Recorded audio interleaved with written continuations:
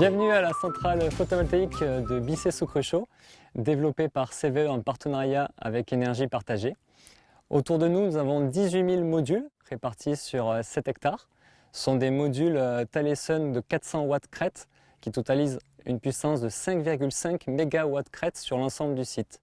Donc ça représente une production annuelle de 6 730 MWh par an, soit la consommation d'environ 3 000 habitants. La particularité du site, c'est que l'énergie est vendue directement par Enercop, donc sans recours à des aides de l'État. C'est la première centrale qui a été développée avec ce type de contrat, donc contrat de gré à gré, de cette taille.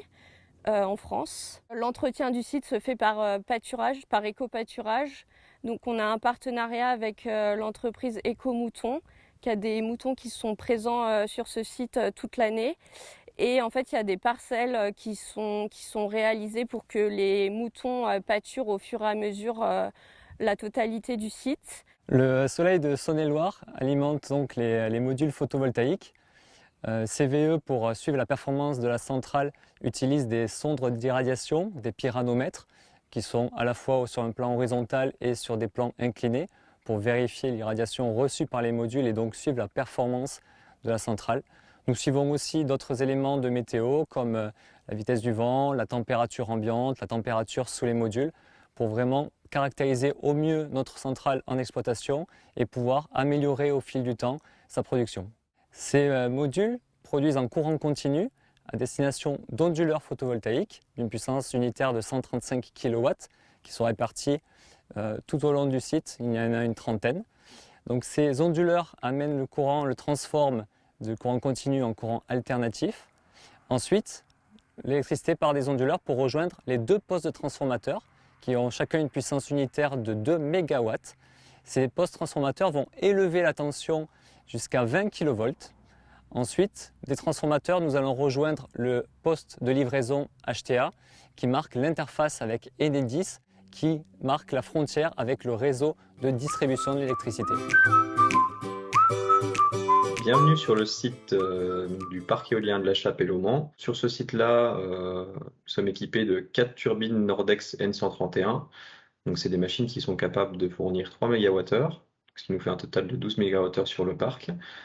Pour décrire un petit peu les machines, on est sur des turbines assez hautes, parce qu'on est sur un mât de 114 mètres de haut et sur une longueur de pale de 65 mètres, ce qui nous fait du coup un rotor de un petit peu plus de 130. Le fonctionnement d'une éolienne, c'est assez simple. On va avoir nos 3 pales qui vont être entraînées par le vent.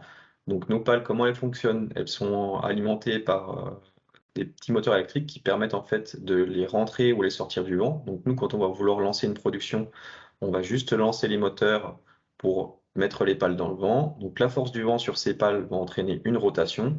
Donc la rotation va entraîner un rotor. Donc ce rotor-là, il tourne entre 5 et 15 tours minutes. Donc c'est assez lent comme vitesse de rotation. C'est pour ça que nous, derrière, on va venir accoupler ce rotor sur une boîte de vitesse. Le but de la boîte de vitesse, ça va être du coup d'accélérer cette vitesse de entre 5 et 15 tours minutes jusqu'à 1500 tours minutes pour pouvoir être sur la fréquence réseau qui est à 50 Hz.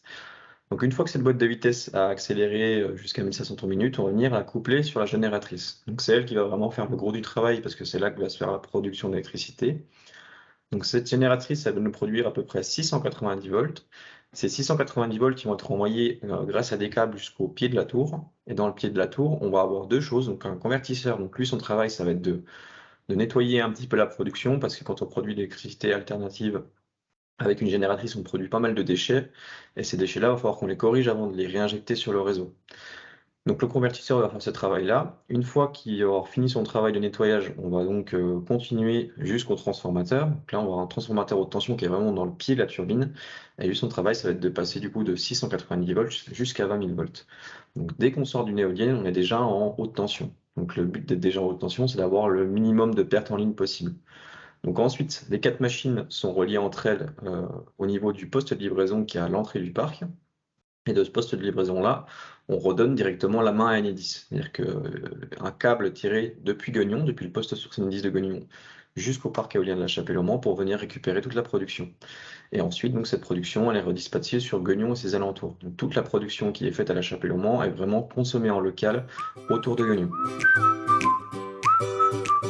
Bienvenue à Agrimeta Brest, donc une unité de méthanisation collective agricole qui est constituée donc de 6 exploitations agricoles sur les communes de Simard et de Vrouze. Cette réflexion était née surtout pour valoriser les effluents d'élevage. Voilà. Parce que leur objectif, c'était de diminuer les odeurs lors des épandages, de diversifier les élevages. Surtout, le troisième point, c'était économiser en engrais chimiques. On tourne 24 heures sur 24, 7 jours sur 7. On reçoit sur le site environ 30 000 tonnes de matière à traiter. Les déchets sont stockés dans des cases, comme là, les déchets d'issus de céréales. Derrière, on a les déchets de fumier. On charge donc ces 2 trémies qui automatiquement, toutes les heures, incorporent ces déchets dans le digesteur. Donc le digesteur, c'est une grosse fosse. Donc nous, elles font 28 mètres de diamètre sur 7 mètres de profondeur. Elles sont chauffées et agitées quasiment en permanence. Et dans cette grande fosse, donc on a un gazomètre, parce qu'on pourrait voir la bulle qui est au-dessus, ce qui ressort. Et ce mélange qui est tout le temps agité et chauffé, donc naturellement, il y a le procédé de méthanisation qui se fait et crée du biogaz. Le biogaz est constitué à peu près à 55% de biométhane, du CH4 et le reste de CO2. Chez nous, il reste à peu près 61 jours dedans. Il fermente tranquillement et plus il fermente, plus il devient liquide. Cette soupe, la mixture, ça s'appelle du digestat brut. Ce digestat brut est ensuite séparé en digestat liquide et en digestat solide. Il est répandu dans les cultures des 6 exploitations agricoles. Une fois que le biogaz est créé dans tous ces dômes, il est acheminé vers le caisson d'épuration. Et ce caisson d'épuration nous permet de séparer le biométhane du CO2 pour avoir du CH4 donc, qui est propre, qui est conforme pour GRDF. GRDF donc, reprend ce CH4, l'analyse, l'odorise, mais le fameux THT, le tétrahydrothiofène, qui permet d'avoir cette fameuse odeur de gaz qu'on sent, parce que naturellement le biogaz n'a aucune odeur. Et si GRDF le trouve conforme, il est renvoyé sur la conduite de gaz de ville traditionnelle. On envoie à peu près 3000 à 3200 mètres cubes de biogaz à la journée. Ça fait à peu près sur un an, à peu près 700 foyers, un équivalent énergétique. À l'heure actuelle, on alimente donc la commune de Simard, Saint-Germain-du-Bois, de Vrouze, Turé, Serlé un petit peu.